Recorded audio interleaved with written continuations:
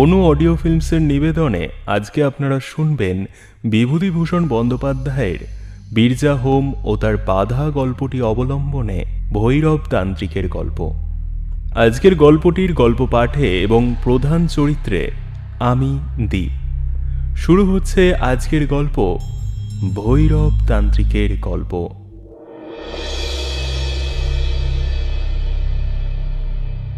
ভৈরব চক্রবর্তীর মুখে এই গল্পটি শোনা।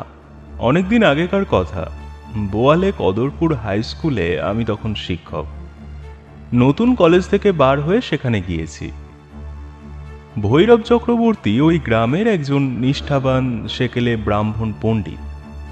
সকলেই শ্রদ্ধা করত, মানত। এক প্রহর ধরে জপ আহ্নিক করতেন। শূদ্র যাজক ব্রাহ্মণের জলস্পর্শ করতেন না।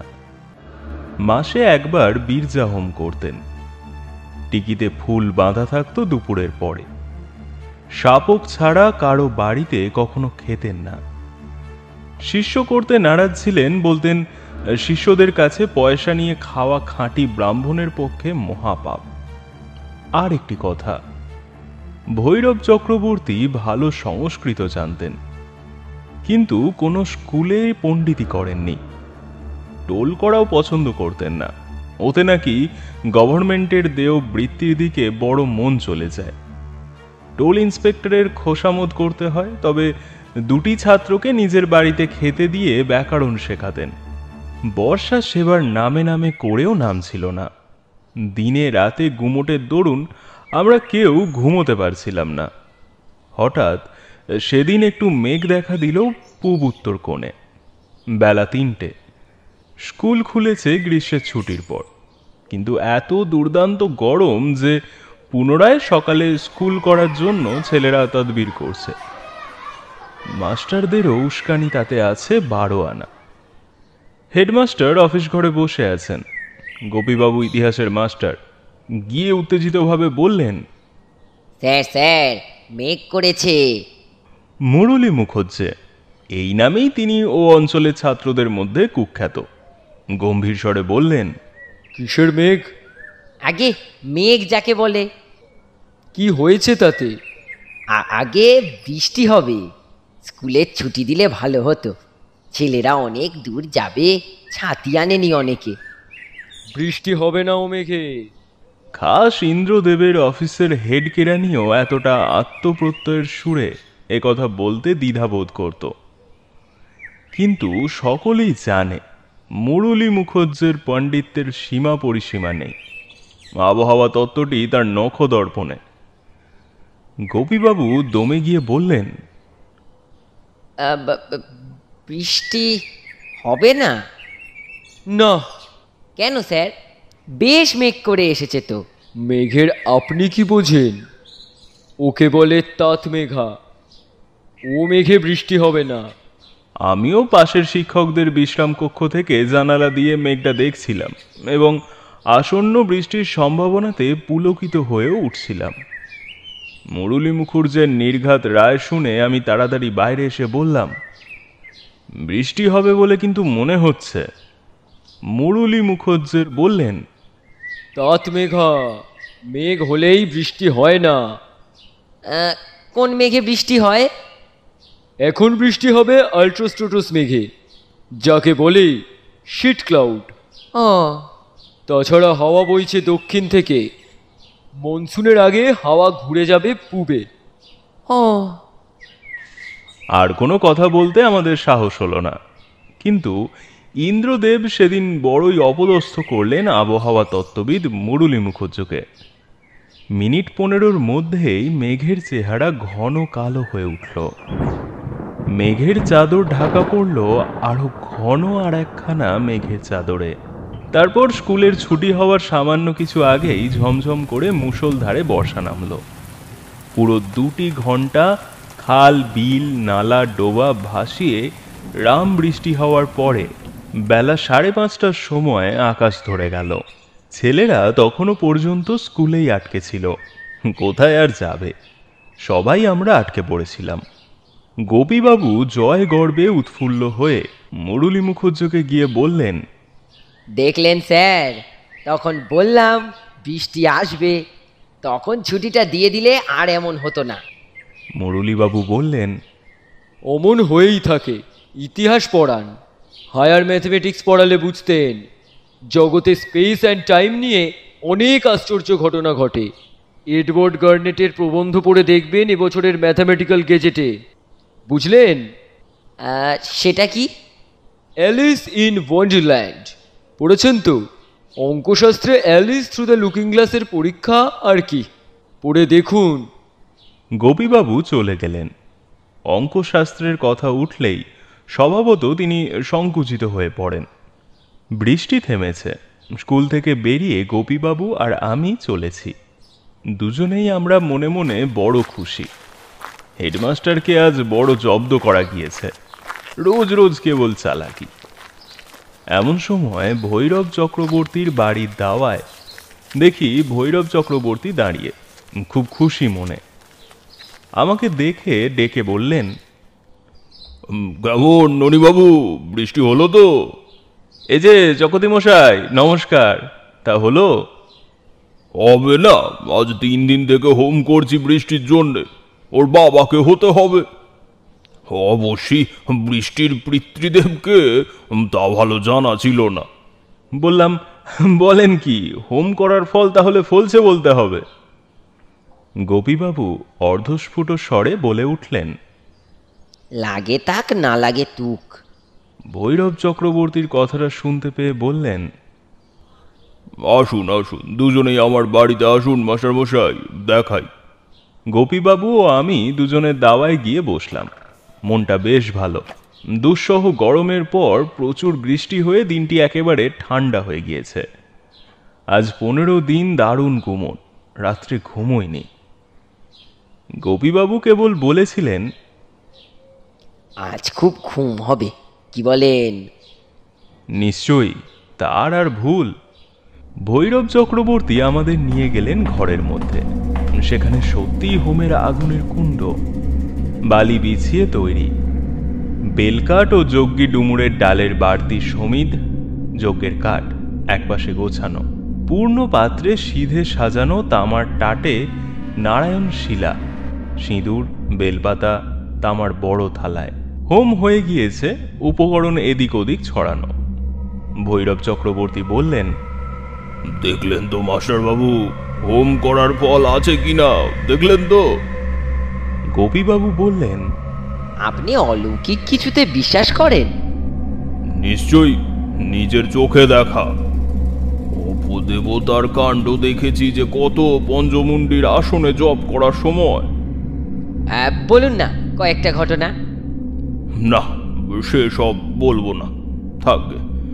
কিন্তু আজ 1 বছরও হয়নি একটা অলৌকিক কাণ্ড দেখেছিলাম আমার এক যজমান বাড়ি। সেইটাই বলি, একটু চা করতে বলি নাকি? এমন সময় আবার কালো মেঘ করে বৃষ্টি শুরু হলো। অন্ধকার হয়ে এলো চারিদিক। ঝড় উঠল খুব ঠান্ডা হাওয়ার। ঝরঝর করে পাকা জাম পড়তে লাগলো চক্রবর্তী মশাইয়ের বাড়ির সামনের গাছটা থেকে। নতুন জলে ব্যাঙ ডাকতে লাগলো চারিদিকে। চা এলো। আমরা ছাতি নিয়ে বেরোইনি। এই বৃষ্টি মাথায় করে যাবারও উপায় নেই। বেশ জমিয়ে গল্প শোনবার জন্যে ভৈরব চক্রবর্তীর মাটির দাওয়ায় মাদুরের ওপর বসে গেলাম। ভৈরব চক্রবর্তী আমাদের চা দিয়ে তামাক সেজে নিয়ে এলেন। তারপর শুরু করলেন গল্প বলতে। 8 বছর ভাদ্র মাসের কথা, এখনো বছর পড়েনি। আমার এক যজমান বাড়ি থেকে খবর পেলাম তার একটি মেয়ের বড় অসুখ। আমাকে তার বাড়িতে গিয়ে বীরজা হোম করতে হবে মেয়েটির জন্য। বীরজা হোমে পূর্ণ আহুতি দিলে শক্ত রোগী ভালো হয়ে যায়। আমি এমন সারিয়েছি।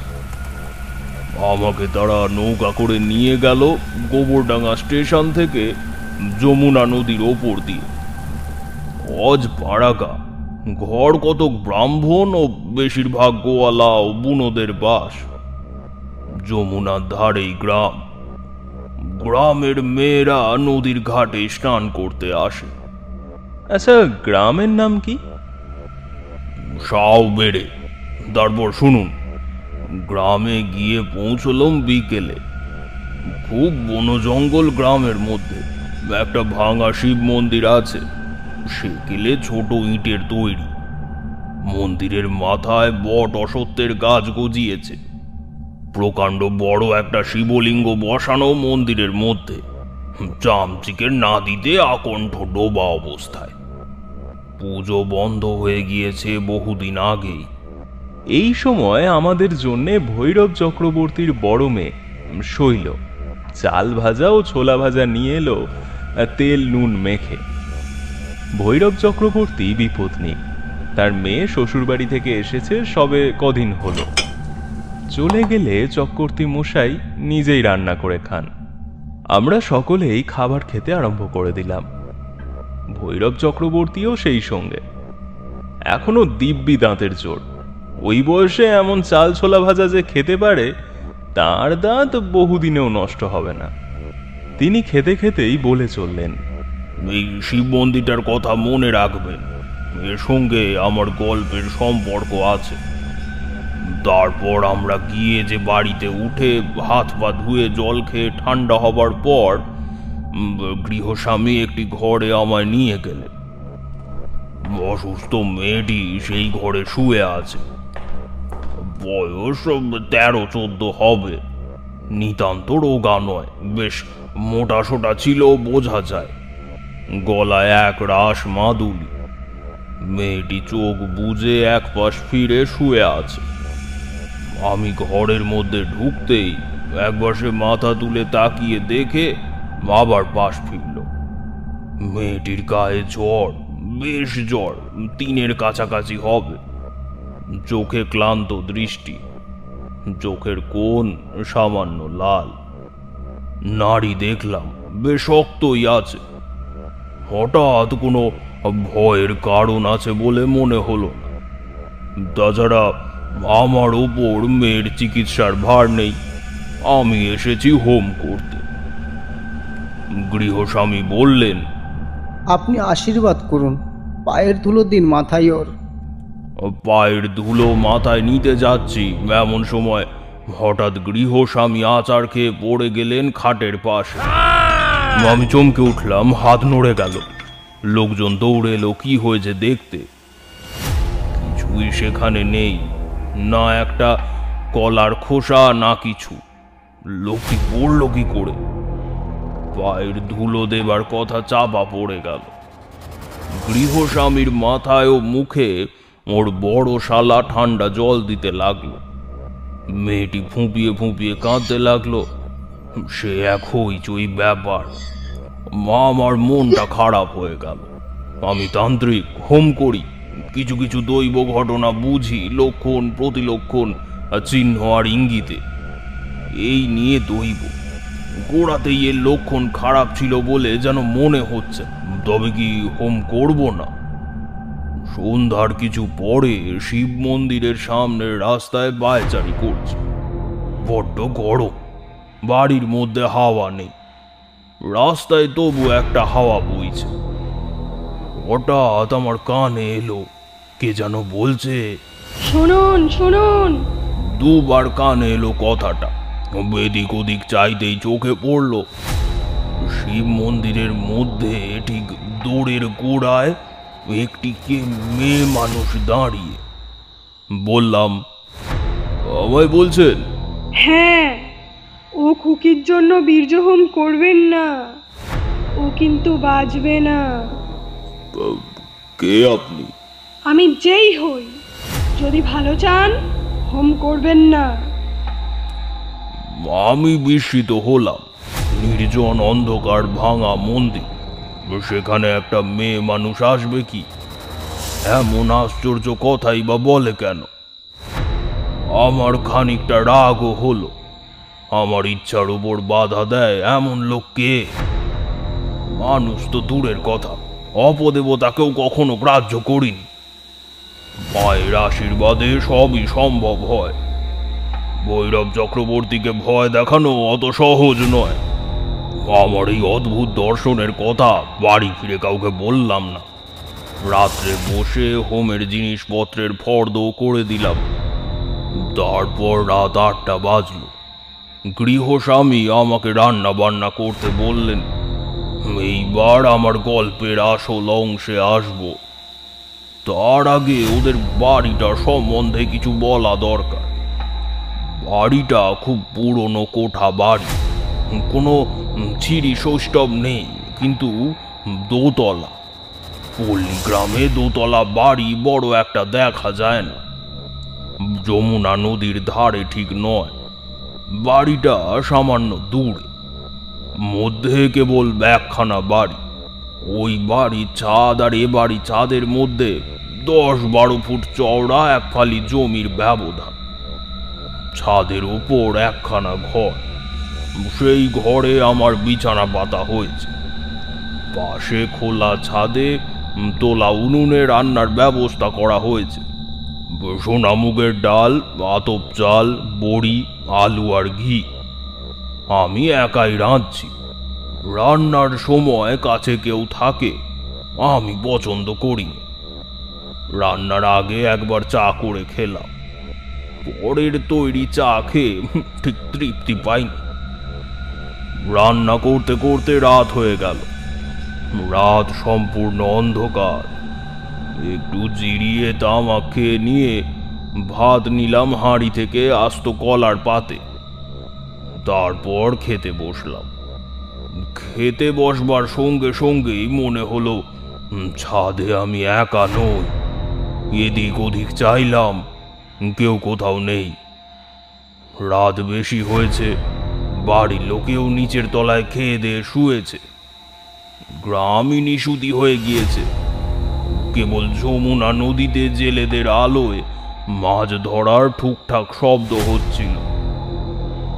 হঠাৎ খেতে খেতে মুখ তুলে চাইলাম। আমার সামনে ছাদের ধারে ওটা কি গাছ? কালো মতো, লম্বা তাল গাছের মতো।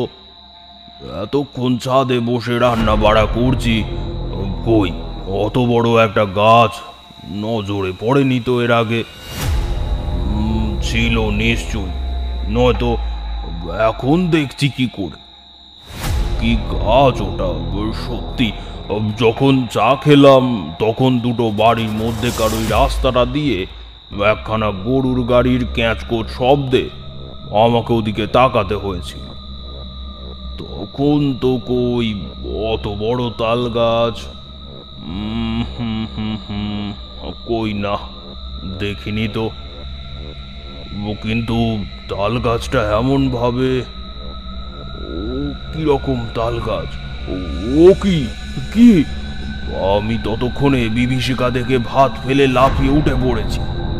তাল গাছ নয়, এখনো ভাবলে এই দেখুন গায়ে কাঁটা দিয়েছে।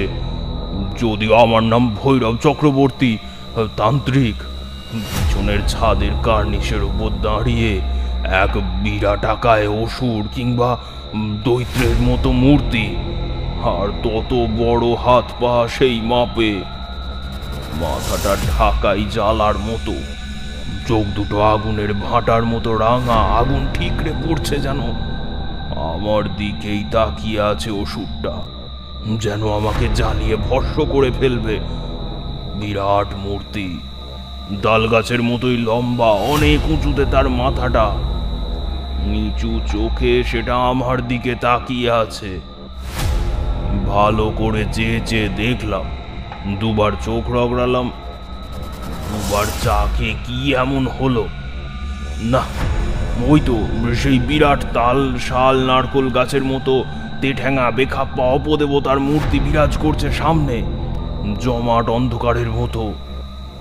এবার ভালো করে দেখে মনে হলো পিছনের ছাদে সেটা দাঁড়িয়ে নয়, কোথাও দাঁড়িয়ে নেই, দুই বাড়ির মধ্যেকার ফাঁকটাতে দাঁড়িয়ে আছে বলা যায়।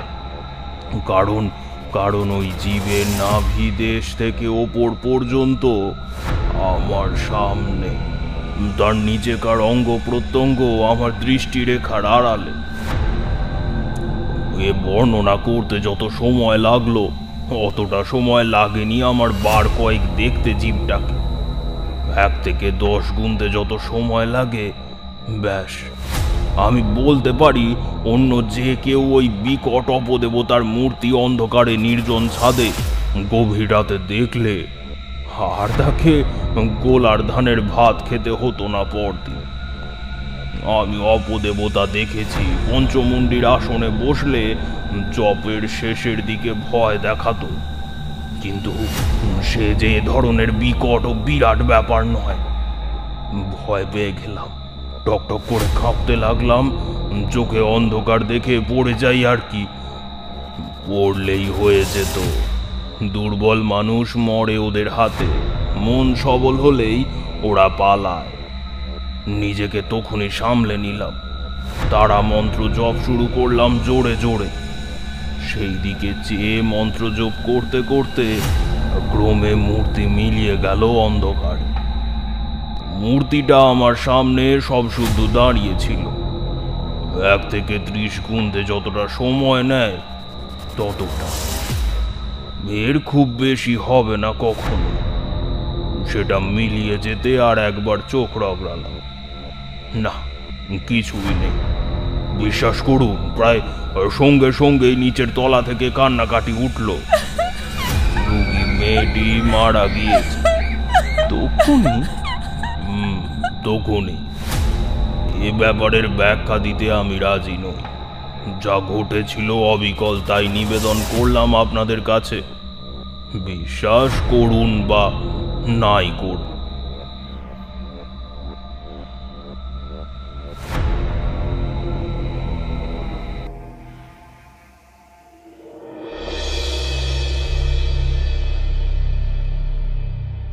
আমরা জানি অনু অডিও ফিল্মসকে আপনারা কতটা ভালোবাসেন এবং মনোযোগ সহকারে আপনারা অনু অডিও ফিল্মসের গল্প নিয়মিত শোনেন, এবং যারা অনু অডিও ফিল্মসকে অলরেডি সাবস্ক্রাইব করে রেখেছেন তাদেরকে অসংখ্য ধন্যবাদ জানাই। এবং যারা এখনও অনু অডিও ফিল্মসকে সাবস্ক্রাইব করেননি অতি অবশ্যই সাবস্ক্রাইব করে নেবেন এবং বেল বাটনটি অন করে রাখবেন। এবং অনু অডিও ফিল্মসের সকল শ্রোতা বন্ধুদের আন্তরিকভাবে শুভেচ্ছা ও অভিনন্দন জানাই। শুভরাত্রি। সবাই ভালো ও সুস্থ থাকবেন। নমস্কার।